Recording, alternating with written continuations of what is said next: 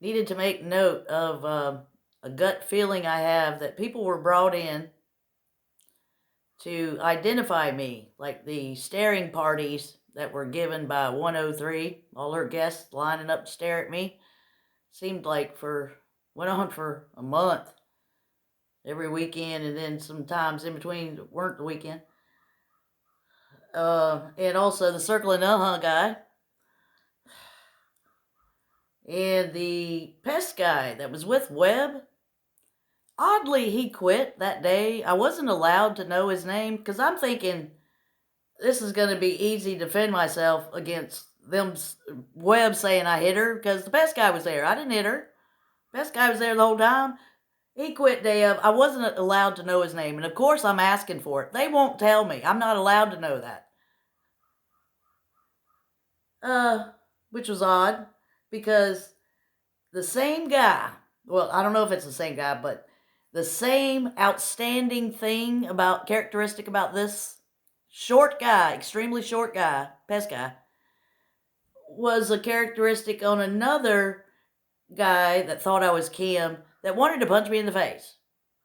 At Jim's Paradise, 1985, Chuck let in a really short guy, came up to me and said, he needs to talk to you. He says he knows you, and he had his eyebrows up like, uh-oh. And Chuck stands behind him, so I know something's up. The guy starts going off on me being Kim, Kim, Kim, Kim. I said, no, I'm not Kim. If I don't remember you, then you must have not been that good. Boom, he raised his fist back to hit me, and Chuck made sure that wasn't possible. Thanks, Chucky. And the second guy that I think is brought in on purpose by Beaufort Housing Authority or somebody in authority was the guy at the community meeting that did not live here but worked for the cab company. Because I work for the cab company too, and I got targeted by Kim haters. Two reasons that I suspect this is because the shifts were 12 hours long, and this one particular dispatch would leave me sitting almost every shift she had with me for half the time, 6 hours. I would sit with no rides, and I would hear other dispatch or other cabbies making multiple rides that I could have easily taken. And I'd call in, hey, you forget about me. No, she didn't forget. So yeah, it was on purpose. I quit the cab company the first time, and they rehired me and said it wouldn't happen again. Oh, lo and behold, it.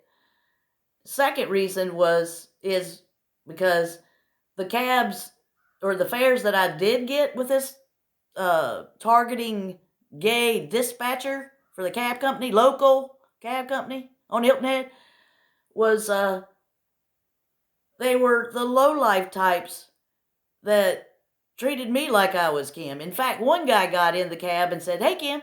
Oh, I cut the car off. Guy was late for work. He's like, no, keep going. I'm like, no, you're answering some questions about Kim because I ain't Kim. Do I look like her still? Sorry, dude. I still remember that one. It's like, yeah, I got control. I can find out more about Kim because they're not giving up any information. Nobody is. It's on the down low. Yeah, so they can keep targeting me. But I'm making a note of it. Yeah. So there you go.